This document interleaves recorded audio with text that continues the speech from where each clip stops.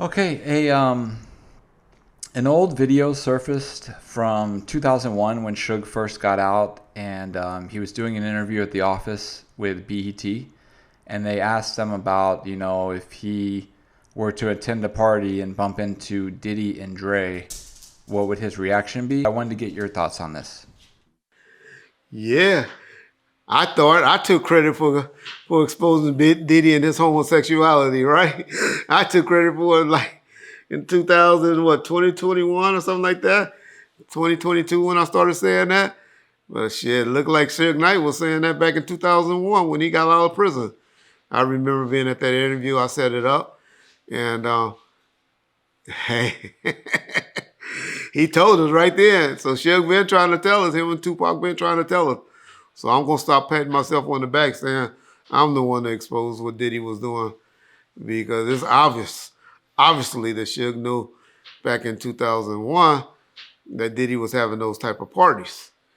And because he said it. He said he don't go to those type of parties because I'm a straight guy. Y'all heard what he said. So yeah, I guess those type of parties were going on back then. I tell you, I didn't know about it. A lot of y'all, when I said Death Row had similar situations like that, y'all got mad when I called them freak offs. I don't know. That's a new term. Me with you young kids' terms. We never heard of the word freak offs. That's something new. Some shit I ain't heard since 2023, 2024. So I just thought a freak off was a big old orgy or something like that, the new word. And so, but like I said, Death Row guys, they had girls around and stuff like that. But I ain't never seen no group sex or nothing like that going on while I was around. And so, they might have had some girls on girls doing stuff. But the guys that were hung around us, I didn't see any of them joining in or exposing themselves or any of their body parts in front of another man. And so yeah. So if y'all, for those of y'all that believe I was calling Death Row incidents back in the 90s freak offs, then y'all totally right. We ain't have no motherfucking freak offs around Death Row. But yeah, it's obviously Suge knew about those type of parties or heard about them. So shit that he's been saying has been coming back to be true. Y'all remember he said about the egg test? And then we see a particular actress holding up an egg. We got The Rock talking about grapes in his butt and stuff.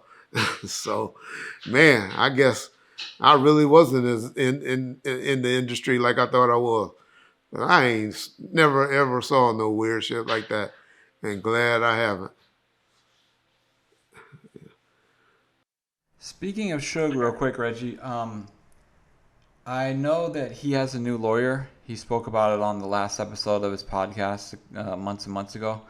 And I know he's got, that retrial case coming up. Is there anything you can tell us about his new lawyer, or if you feel like she's going to be the right one for him? Well, apparently I hit up a few people that knew her. I just found out that she one of my homeboys, not a homeboy, but a dude that I knew growing up in Compton when I was working law enforcement. He was an active Santana Block Crip on this dude named Mondo. And so I just found out that that's Mondo's daughter. So shout out, man. We always talking about rappers and stuff like that that's doing very well in the industry and stuff like that. But man, I'm starting to learn as I research more. There's a lot of people from Compton that are doing very well for themselves. I hear she works or has some little bit of civil works rights with Ben Crump office and stuff like that. And there's a football player that grew up in our neighborhood that worked on CBS Sports Channel, Solomon Wilcox, and then Marcelo Wiley.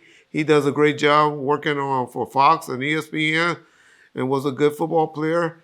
And of course, the Tayshaun Prince and I can't forget the other guy that was the basketball player from Compton that went to Dominguez High. So yeah, we always shouting out the rappers and stuff like that.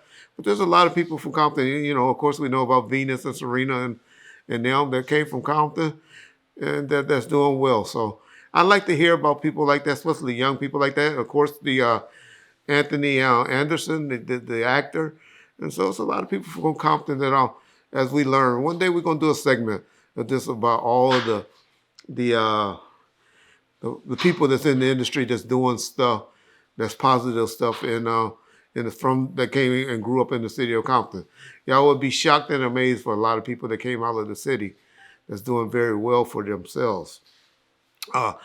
In the city, I have a cousin myself that I'm proud of. That's a community activist. That's big. Be with all the politicians from Oprah Winfrey to to Obama's. I remember when he first bought and told me who the hell Corner Powell was when he was over his campaign, when he was trying to run for president, Leroy Guillory.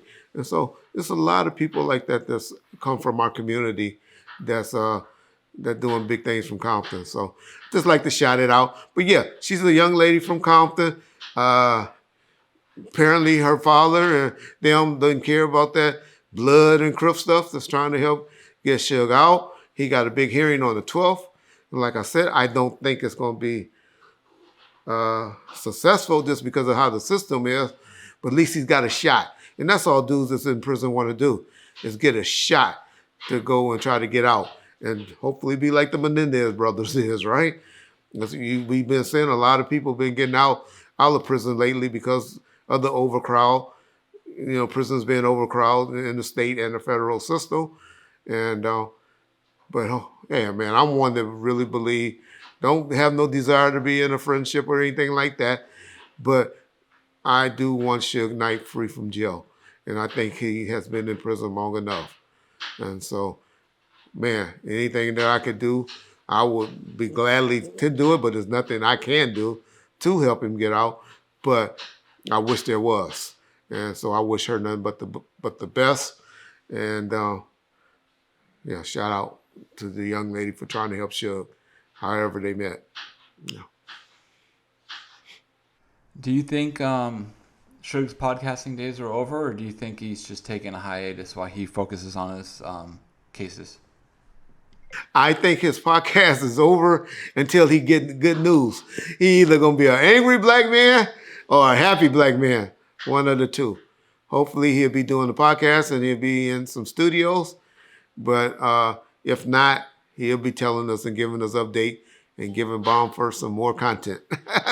And so either way, it'll be a good day for Bomb First, and it'll be a good day for him because he will either be telling us more stories. Hopefully he'll be able to feel more comfortable to get a little deeper now that he's seen that his appeal was shot down. Or hopefully he'll be home and telling stories and dealing with it the best he can.